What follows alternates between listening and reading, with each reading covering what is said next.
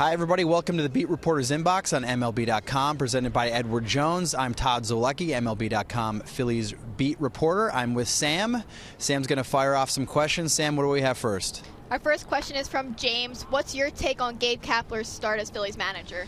Well, it's been interesting. I think in Major League Baseball, the first week plus of the season, the two biggest storylines have been Shohei Ohtani and Gabe Kapler. You know, Ohtani having a huge week plus with the Angels, and the struggles with the Phillies. And it started really on opening day. Gabe Kapler pulling Aaron Nola after 68 pitches. They end up losing that game.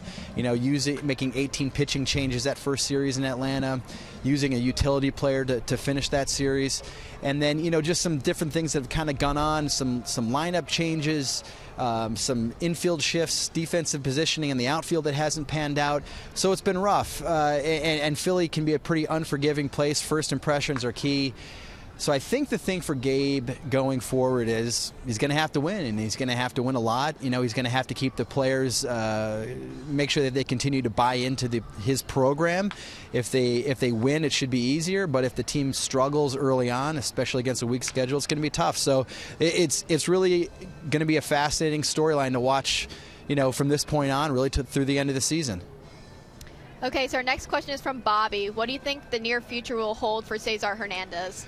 Well, I think Cesar Hernandez right now is becoming a very, very valuable piece to this lineup. He's one of the few players next to Rhys Hoskins and Santana that has started every game so far.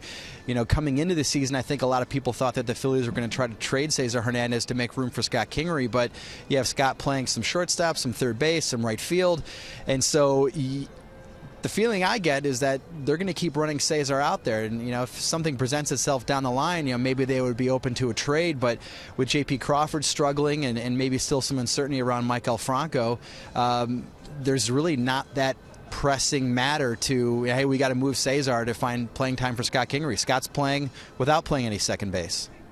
Next question comes from Henry. Does Jorge Alfaro look better at the plate to you? He does. Defensively, he does, certainly. You know, Gabe's made a point several times now post-game to compliment Jorge's pitch framing capabilities. That was a real big emphasis in spring training. He does look better. He's made some really good, strong, accurate throws on some stolen base attempts, pickoff attempts. So, and game calling, I guess, they seem to think that he's doing a better job of that as well. So if he can continue to improve defensively and just make some contact offensively, he's got so much power that I think he could become a really effective catcher going forward. Next question comes from Paula. What do we expect from Jake Arrieta this season? You know, I think what they just hope from Jake Arrieta is to kind of combine with Aaron Nola to be a good 1-2 punch atop that rotation. Make 30 starts, give you 6+ innings every time out. I don't think they're looking for Jake Arrieta to be the same guy that he was in 2015 with the Cubs when he won the Cy Young Award, but he was really dominant in the second half of last season with the Cubs. And if he could do that again with a strong Aaron Nola, and he can get Nick Pivetta or one of those other starters to hit in terms of being effective, I think the Phillies like their chances of having a pretty solid rotation. Next question comes from Julian. Do you think this is a potential MVP season for Hoskins this year?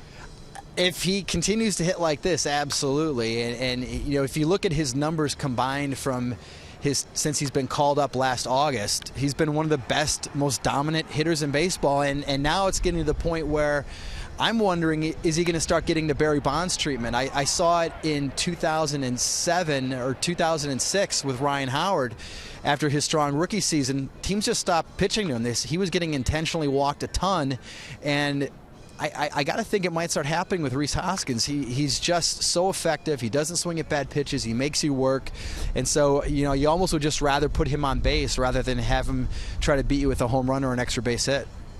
Next question comes from Matt. How much concern should there be about J.P. Crawford?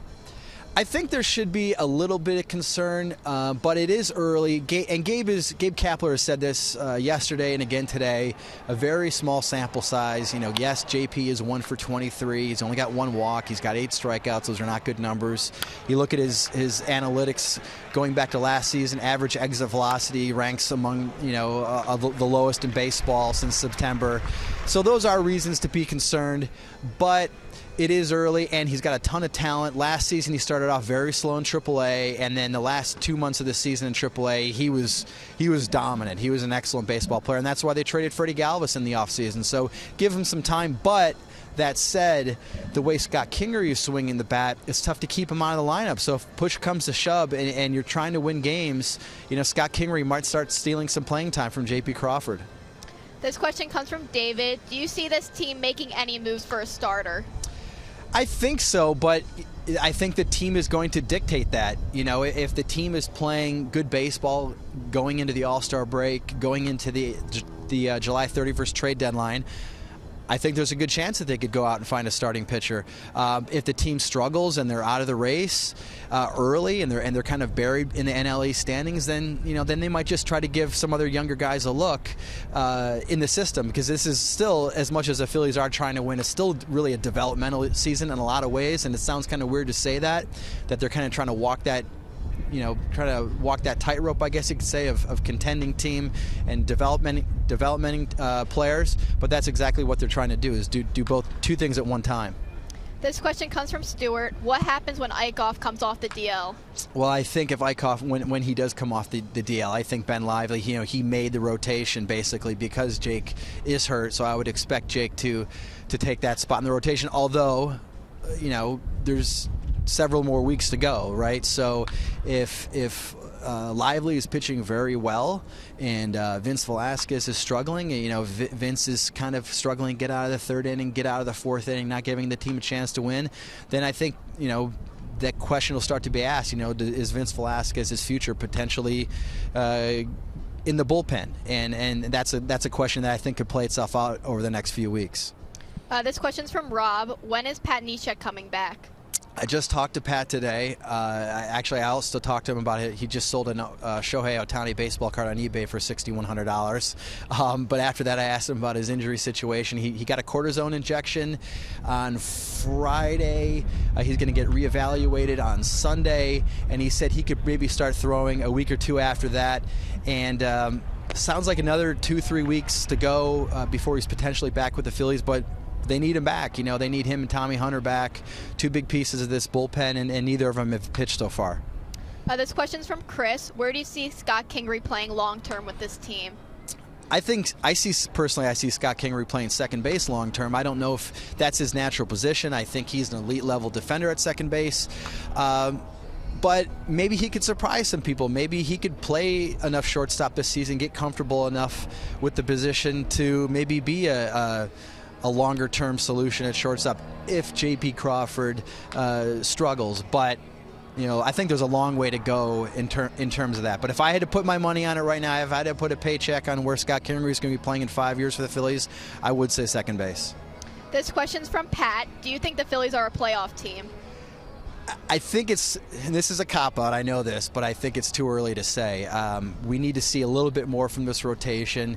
This is actually a big month, April. The Phillies do not have a terribly difficult schedule this month. So if they are 5 games over 500 at the end of the month, if they play well in May, they have a tough schedule. I believe June is a really brutal schedule.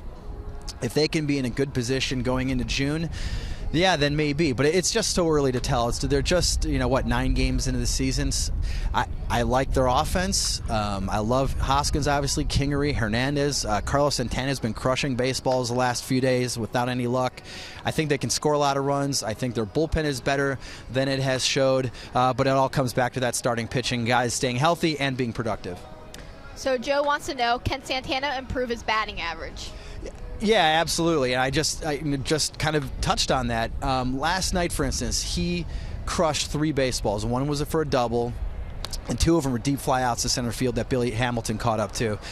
You look at his season numbers, and he ranks towards the top in Major League Baseball in average exit velocity. And a lot of people might not dig the average exit velocity stat, but it tells you that this guy is hitting the ball hard. And if you hit the ball hard over a consistent period of time, those balls are going to start going A, out of the ballpark, B, off the wall, or C, find some grass in the outfield. And so for that reason, I'm not really worried about Carlos Santana's batting average going up. I think it will. Betsy wants to know, what's your favorite thing to get at Cops when you were back home in Milwaukee? Cops in Milwaukee. Cops frozen custard in Milwaukee is my old stomping ground. Got to go cheeseburger, got to go onion rings, and you got to go Sprecker's root beer. Can't be beat. Great question, Betsy. Jill wants to know, should we be concerned with Neris as our closer? No, Neris, I mean, it's funny. Neris had a couple bad games early last season, and I think people have kind of not really gotten past that. But Hector Neris, his save last night, he is 21 for 21 in save opportunities going back to, I think, to last June. So Hector Neris has been very, very good, and for that reason, I going forward, I think he's one of the more solid pieces in the bullpen. And that's the last question. Sam says, thanks for watching the Beat Reporter's Inbox on MLB.com, presented by Edward Jones. Tune in again next time. Thanks.